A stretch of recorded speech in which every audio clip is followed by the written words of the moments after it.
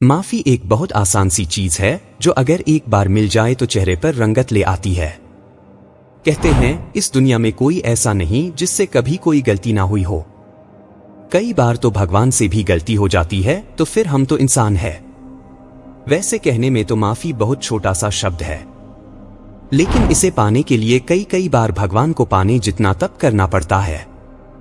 अक्सर हम बोलने से पहले बिल्कुल भी नहीं सोचते कि कब कहां पर क्या बात बोलनी है और क्या नहीं। शायद इसी वजह से कई बार हम अपने पेरेंट्स के सामने या अपने किसी पर्सन के सामने कुछ ऐसा बोल देते हैं जिससे उन्हें काफी ज्यादा हर्ट फील होता है। उस टाइम तो हमें अपनी गलती रियलाइज नहीं होती, लेकिन जब हम रात को अकेले अपने बिस्तर पर लेटे हुए पूरे दिन में हुई गलतियों का हिसाब किताब लगाते हैं तो हमें एहसास होता है कि जाने अनजाने में ही लेकिन हमने कितनी बड़ी गलती कर दी। ऐसा लगता है मानो किसी ने सीने पर हजारों पत्थर रख दिया हो। लेकिन कई बार हमारी की हुई गलती किसी इंसान की जिंदगी तबाह कर सकती है, उसके पूरे जीवन पर आंसू की छाप छोड़ सकती है। हम कभी इन सब के बारे में सोचते ही नहीं। गलती चाहे छोटा हो या बड़ी, गलती तो गलती होती है, और कई बार हमारी गलती का एहसास तब तक नहीं होता जब तक कोई हमारे साथ वही गलती ना दोहराए। अगर आप अपनी गलती के बाद उसे एक्सेप्ट करने के लिए तैयार है तो आप एकदम सही जगह पर आए हैं। हम आपको बताएंगे कैसे आप अपनी गलतियों का पश्चाताप कर सकते हैं और अपनी आत्मा पर पड़े इस बोझ को कैसे कम कर सकते हैं। अगर आपने कोई गलती की है, आपको उसका एहसास है और आप चाहते हैं कि आप पश्चाताप करें, तो यह आपका एक अच्छे इंसान होने का सबसे बड़ा सबूत है। किसी से माफी मांगना उतना ही मुश्किल होता है जितना आसमान में तारे गिनना। तो चलिए जानते हैं कि कैसे धीरे धीरे अपनी गलतियों को कम करें और अपनी पुरानी गलतियों के लिए माफी मांगे। इंसान गलतियों का पुतला है। जब इंसान की खुद की गलती होती है तो आंसू बहाकर दिखाता है, लेकिन जब दूसरे की गलती हो तो उसे रुलाकर देखता है। आज हम जानेंगे कि माफी इंसान के लिए मांगना और देना क्यों जरूरी होता है। कहने और सुनने में माफी बहुत छोटा शब्द है, लेकिन माफी मांगना और माफी देना दोनों ही बहुत हिम्मत का काम होता है। कुछ लोग हमारी लाइफ में इतने इंपॉर्टेंट होते हैं कि उनकी छोटी से छोटी बात हमारे दिल को छू जाती है, और जाने अनजाने में उनकी कई हरकतें ऐसे भी होते हैं जो सामने वाले का कुछ नुकसान हो या ना हो, लेकिन हमारा बहुत बड़ा नुकसान होता है। और यह नुकसान शारीरिक नहीं बल्कि मानसिक रूप से भी इंसान को अंदर से खोखला बना देता है। यह बात तो हम सब जानते हैं कि हमारा मन बहुत चंचल है। उसे छोटी छोटी बातें कब अच्छी लग जाएं और कब बुरी लग जाए यह हमें खुद भी नहीं पता होता। अगर आप किसी को माफ करना या नजरअंदाज करना नहीं सिखाते तो यह आपके जीवन में बहुत बड़ी प्रॉब्लम ला सकता है। आपके अच्छे खासे चल रहे लाइफस्टाइल को पूरी तरह से बदल सकता है। अपने मन से पूछे, आज आप जिनकी बातों से दुखी हो रहे हैं, अगर कल को यही लोग आपकी जिंदगी से चले जाए तो आपकी जिंदगी कितनी मुरझा जाएगी। किसी एक की गलती को पकड़कर बार बार उसे खींचते रहने से आपको ही दुख होगा। आप ही का काम बिगड़ जाएगा। किसी भी काम में फोकस नहीं कर पाओगे। आप ही का स्वास्थ्य खराब होगा। माफ करने में ही भलाई है। इससे होने वाले सारे टेंशन से दूर रह पाओगे। अगर किसी ने हमारे साथ कुछ भी गलत किया है तो यह सारी सामने वाली की गलती है। हमारे अंदर का शैतान उस इंसान को माफ करने की इजाजत नहीं देता।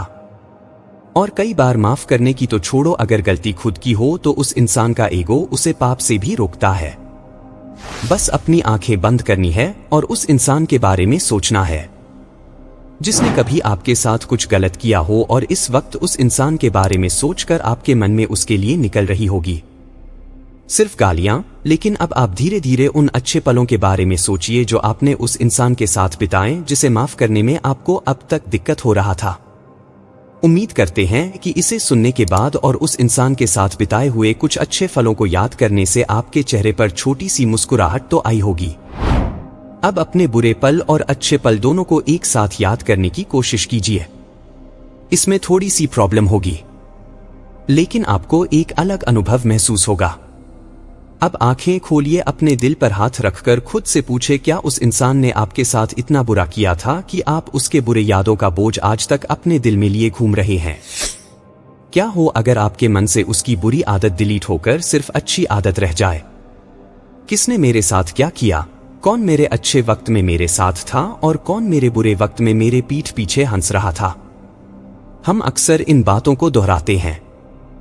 जब दिल में जलती है गुस्से की ज्वाला, अपने आप मुंह से शब्द निकल जाते हैं। लेकिन इन शब्दों को बोलने से मिलता क्या है? सिर्फ गुस्सा, नफरत और दुश्मन पर गुस्सा होकर आखिर कब तक एक ही इंसान से नफरत करते रहेंगे? जब भी हमें लाइफ में कोई डिसीजन लेना हो तो हमारा दिल हमेशा दो बात कहता है, जिनमें से हमें एक का चुनाव करना पड़ता है। और हम कई बार इस दो तरफा नाव के बीच में फंसकर रह जाते हैं। हम हमेशा अपने मन में चल रही इन दो बातों के बीच उलझे रहते हैं।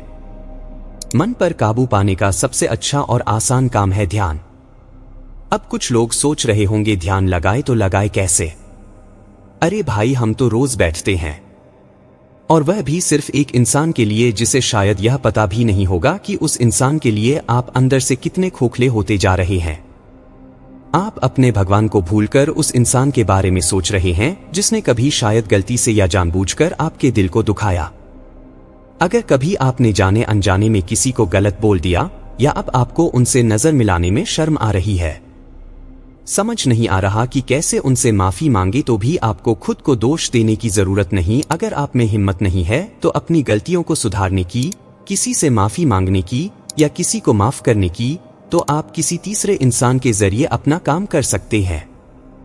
यदि आप चाहते हैं कि आपका मन एकदम हल्का हो जाए और अपनी गलतियों को सुधार कर उनसे माफी मांग ले, लेकिन हिम्मत नहीं हो रही है, तो ऐसे में आप अपने फोन से एक मैसेज टाइप करके उस इंसान से माफी मांग सकते हैं।